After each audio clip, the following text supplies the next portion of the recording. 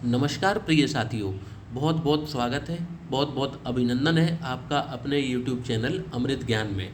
प्रिय साथियों, आज इस वीडियो के माध्यम से हम जानेंगे कि कुंडली में सर्वाधिक शुभ ग्रह होते हैं बृहस्पति। नवग्रहों में सबसे अच्छा रिजल्ट जो करते हैं वो हैं देवगुरु बृहस्पति।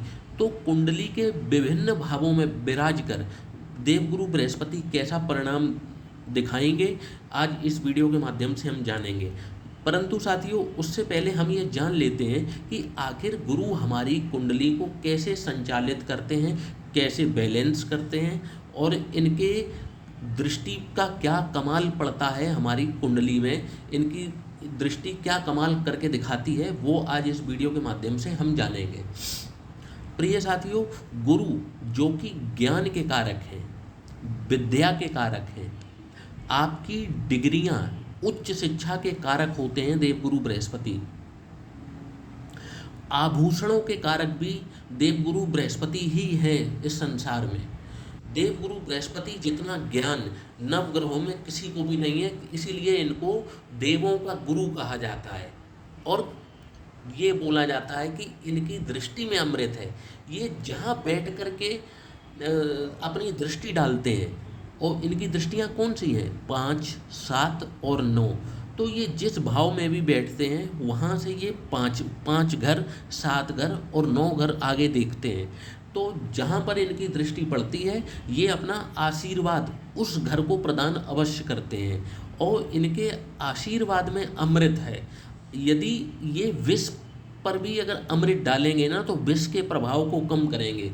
अर्थात यदि ये खराब घरों पर भी यदि अपनी दृष्टि डालते हैं, जैसे इनकी दृष्टि कहीं से भी 6वें भाव, 8वें भाव या 12वें भाव पर पड़ रही हो, तो उन भावों से संबंधित जो परेशानियां व्यक्ति के जीवन में आती हैं, ये उन परेशानियों में कमी लेकर के आते हैं। तो सीधी सी बात है, जब आपकी मुसीबतों को अगर यदि कोई कम कर रहा हो तो वो भी आपके लिए बेनिफिशियली हुआ ना। तो कहने का मतलब है कि देवगुरु बृहस्पति यदि अच्छे भावों पर देखेंगे तो उस अच्छे भावों के परिणामों को और ज़्यादा बढ़ा देते हैं, और यदि खराब भावों पर देखेंगे तो उन खराब भावों से मिलने वाले परिणामों में कमी लेकर के आते हैं। इस प्रकार से ये हमारी कुंडली को बैलेंस करते हैं। कहते हैं कि एक अकेले देवगुरु बृहस्पति यदि इनकी सही दृष्टि पड़ जाए कुंडली में, तो आपकी कुंडली के लाखों दोषों को ये समाप्त कर देते हैं। मतलब कितने भी दुर्योग बने हों जीवन में, कितने भी दुर्योग बने हों, दरिद्र योग बने हों, परंतु इनकी दृष्टि से ये लाखों दोषों को समाप्त करते हैं। तो ऐसे हैं हमारे देवगुरु बृहस्पति। तो साथियों, शुरुआत करते हैं बिना किसी देरी किए हुए। जब भी देवगुरु बृहस्पति किसी भी जातक की कुंडली में यदि प्रथम भाव में विराजमान हो तो कैसा परिणाम दिखाएंगे? तो प्रिय साथियों, क्योंकि गुरु लग्न में दिग्बली होते हैं, इनको दिशा बल मिलता है, इनका पूरा प्रभाव आपके मस्तिष्क पर होता है, क्योंकि ये आपके लग्न में विराजमान है। तो ऐसा व्यक्ति पवित्र आचरण का होता है, अच्छे कार्य करने वाला होता है, बेहतरीन कंसल्टेंट होता है। किसी को यदि सलाह लेनी हो तो इस व्यक्ति से बढ़िया सलाह उसको कोई नहीं दे सकता, क्योंकि ये व्यक्ति बेहतर कंसल्टेंट होता है, अच्छी सलाह देने वाला। मतलब इसकी सलाह यदि कोई मानता है तो उसको बेनिफिट ही मिलेगा। जिसके लग्न में गुरु विराजमान होते हैं, लग्न में गुरु विराजमान होकर के अपनी पंचम दृष्टि से संतान और विद्या के भाव को देखते हैं, सप्तम दृष्टि से विवाह स्थान को देखते हैं, और नवम दृष्टि से धर्म कर्म पिता के स्थान को देखते हैं। तो जब भी इन तीनों भावों को गुरु लग्न में बैठ करके देखेंगे तो इनके प्रभावों में वृद्धि करेंगे। और ये तीनों घर जो हैं, हालांकि सप्तम भाव मारक स्थान होता है, क्योंकि विवाह स्थान को मारक स्थान भी कहते हैं, तो यहाँ को मेंटेन करेंगे, बैलेंस करेंगे। पंचम भाव जो शुभ भाव है, यहाँ दृष्टि दे करके आपके पंचम भाव से संबंधित, जैसे कि आपकी शिक्षा को अच्छा करेंगे, आपके विवाह के बाद आपकी पुत्र संतति को, यही देवगुरु बृहस्पति आपको जीवन में यदि डिग्री वाइज अगर ये ठीक है तो आपको पुत्र की प्राप्ति भी जरूर करवाएंगे। ये देवगुरु बृहस्पति अपनी पंचम दृष्टि जब भी ये संतान भाव पर डालेंगे, पुत्र के कारक होते हैं देवगुरु बृहस्पति, याद रखिएगा। और नवम दृष्टि से ये भाग्य भाव को देखते हैं, धर्म कर्म को देखते हैं, तो आपको आध्यात्मिक ऊंचाइयों पर ले जाने का कार्य ये अवश्य करते हैं। जीवन की खोज आपको पता चलती है कि आखिर आपका जन्म क्यों हुआ है, और आप ईश्वरीय शक्तियों से आपका जो है आपको परिचित ये देवगुरु बृहस्पति अवश्य करा देते हैं लग्न में बैठकर। जिस भी व्यक्ति के गुरु लग्न में विराजमान होंगे, ऐसा व्यक्ति जो है वो, उसको सबसे ज़्यादा प्रिय यदि कोई चीज़ होगी तो वो होगा अनुशासन। अनुशासन प्रिय होता है, और ऐसे लोगों से वह मिलता भी नहीं जो अनुशासन का पालन नहीं करते। उसको यदि किसी चीज़ का यदि लत लगी है तो उसको लत लगी होती है अपने अनुशासन की, कार्य को समय पर करने की। और ऐसा व्यक्ति जो होगा बिल्कुल स्पष्टवादी होता है, उसके जो हृदय में होता है वही उसकी जुबान पर होता है। स्वाभिमान से वह कभी भी समझौता नहीं करता, स्वाभिमानी होता है। और 30 वर्ष की आयु के पश्चात इनको मोटापे का भी सामना अवश्य करना पड़ता है। तो लग्न में विराज करके देवगुरु बृहस्पति पॉजिटिव हैं, इसलिए ग्रीन कलर से मैंने यहाँ बनाए हैं। इन भावों में ये अच्छे परिणाम देते हैं, तो मैंने ग्रीन कलर से बना रखा है। अब बात कर लेते हैं कि जब भी गुरु धन, कुटुंब और वाणी के भाव यानी कि द्वितीय भाव में विराजमान होंगे तो कैसा परिणाम दिखाएंगे।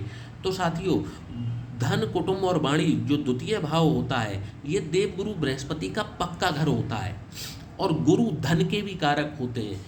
तो इस वजह से जब भी गुरु द्वितीय भाव में विराजेंगे तो ऐसे व्यक्ति की जो पर्सनैलिटी होती है वो बहुत ही अट्रैक्टिव, बहुत ही आकर्षक पर्सनैलिटी उसकी होती है, और उसकी जो बाहरी शारीरिक सुंदरता होती है वो तो बेहतरीन होती ही है। साथ ही ऐसा व्यक्ति जो है उसके आंतरिक विचार जो होते हैं वो भी बहुत सुंदर होते हैं, और उसका जो वाणी होती है वो बहुत ही मधुर होती है, और लोग इनको सुनना पसंद करते हैं, इनके ज्ञान से ज्ञान लेना पसंद करते हैं। विवाह के बाद इनको भी मोटापे का शिकार होते हुए देखा जाता है। ये अपने बलबूते पर अकूत संपत्ति अर्जित करते हैं, वेल्थ को ज़बरदस्त तरीके से क्रिएट करते हैं, और इनको जो संतान होती है, इनको मतलब कहने का मतलब है कि ये अपनी संतान को हेरिडिटी में मोटापा जरूर दे देते हैं, जो कि खुद भी इन पर मोटापा देवगुरु बृहस्पति की वजह से होता है, और हेरिडिटी से ही इनकी जो संतान होती है उस तक भी मोटापा जरूर पहुंच जाता है। अब जब भी देवगुरु बृहस्पति तृतीय भाव जो कि पराक्रम का भाव है यहाँ पर विराजमान होंगे, तो जो ऐसे व्यक्ति का जो स्वभाव बन जाता है वो कुछ व्यक्ति का स्वभाव अंतर्मुखी होता है, अपने में ही खोया रहने वाला। बहुत आसानी से ये किसी के साथ ना तो मिलना पसंद करते हैं, ना ज़्यादा बोलना चालना पसंद करते हैं, ना इनको ज़्यादा किसी से लगाव होता है, न ज़्यादा ये किसी से मित्रता रखते हैं। अपना ज़्यादातर समय ये अध्ययन में बिताना पसंद करते हैं, और विद्या प्राप्ति के लिए हो सकता है कुछ समय के लिए इनको स्कूल या कॉलेज के दौरान माता से दूर रहना पड़े। आगे चल करके ये धर्म कर्म में भी बहुत रुचि लेते हैं, और आध्यात्मिक ऊंचाइयों पर भी ये जरूर पहुंचते हैं। तो तृतीय भाव में भी देवगुरु बृहस्पति का कुछ इसी तरीके का कमाल रहता है।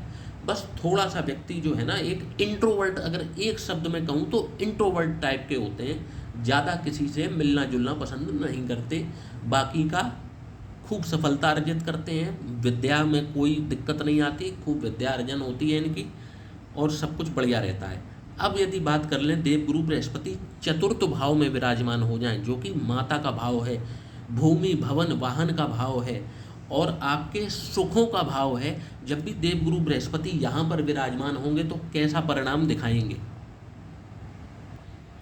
तो जब भी देवगुरु बृहस्पति चतुर्थ भाव में विराजमान होते हैं तो ऐसा व्यक्ति जो है वो आकर्षक व्यक्तित्व का धनी होता है, और इनकी जो विद्या जी हासिल करते हैं वो किसी और फील्ड में होती है, और ये जो व्यवसाय करते हैं वो व्यवसाय इनका किसी और फील्ड में होता है। तो अगर एक शब्द में कहूँ तो इनकी पढ़ाई का और इनके जीवन में कार्यशील रहने का इसका कोई इंटरलिंक नहीं होता। कहने का मतलब है जिस फील्ड में ये पढ़ाई करते हैं उस फील्ड में ये कार्य नहीं करते हैं। ऐसा कई बार रिसर्च में देखा गया है। और देखा जाए तो यहाँ पर इनको संतान से संबंधित कोई ना कोई कष्ट बना रहता है, या तो संतान इनको कुछ देरी से होती है, या फिर संतान से किसी न किसी प्रकार का इनको कष्ट लगा रहता है। थोड़े से एक नेगेटिव पॉइंट यहाँ पर भी है कि ये कुछ कामातुर टाइप के होते हैं, या कहें कि काम में रुचि इनकी कुछ ज़्यादा होती है। अब बात कर लेते हैं देवगुरु बृहस्पति जब भी पंचम भाव में विराजमान होंगे तो कैसा परिणाम दिखाएंगे। तो पंचम भाव जो कि विद्या का भाव है, संतान का भाव है, यहाँ पर देवगुरु बृहस्पति जब भी विराजमान होते हैं तो ऐसे व्यक्ति को धर्म में जरूरत से ज़्यादा रुचि होती है, और ऐसे फील्ड में ये कार्य करना पसंद करते हैं जहाँ पर इनको सलाह देनी पड़े। कहने का मतलब है ऐसे कंसल्टेंसी ये चलाते हैं, और कंसल्टेंसी से ही इनकी आजीविका भी चलती है। प्रसिद्धि का योग यहाँ पर बैठ करके देवगुरु बृहस्पति इनके लिए बनाते हैं, तो ये प्रसिद्ध भी होते हैं, और इनको जीवन में आकस्मिक धन जो कि अचानक से मिलने वाला धन है, ऐसे धन की इनको समय समय पर प्राप्ति हमेशा होती रहती है। इनको जीवन में एक बहुत ही श्रेष्ठ संतान की प्राप्ति होती है जो कि इनके नाम को अवश्य रोशन कर देती है जीवन में। अब बात कर लेते हैं छठवां भाव। जब भी देवगुरु बृहस्पति यहाँ पर विराजमान होंगे तो कैसा परिणाम दिखाएंगे।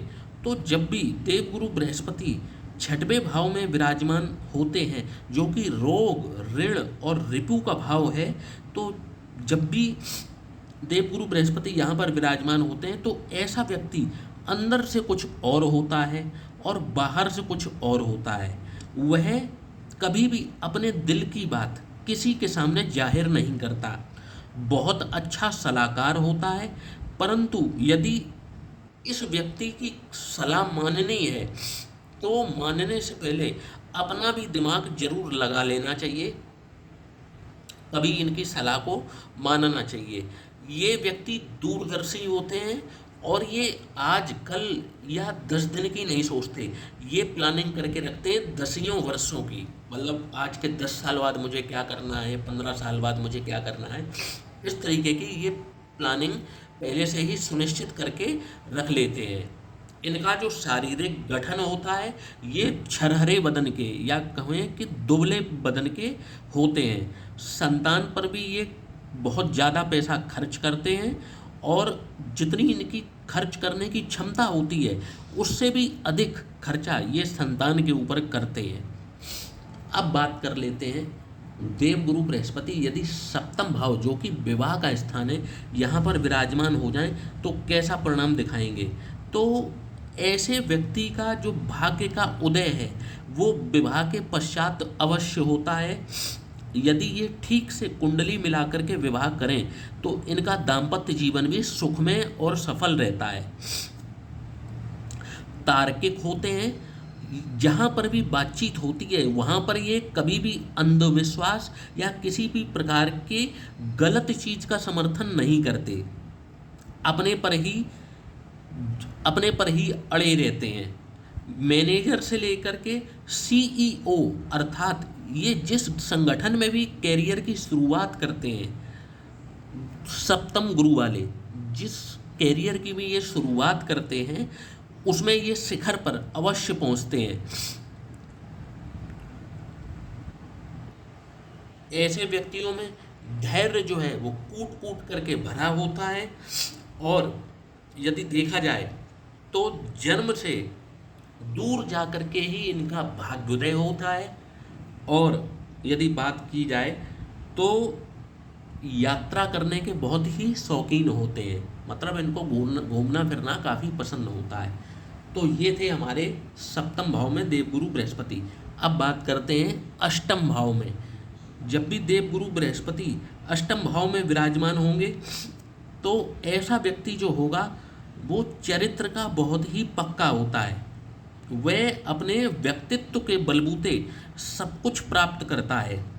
ऐसी चीज़ें जो उसने कभी सोची भी नहीं होती हैं वह अपनी बुद्धि, विद्या और अपने धैर्य से सब कुछ प्राप्त कर लेता है।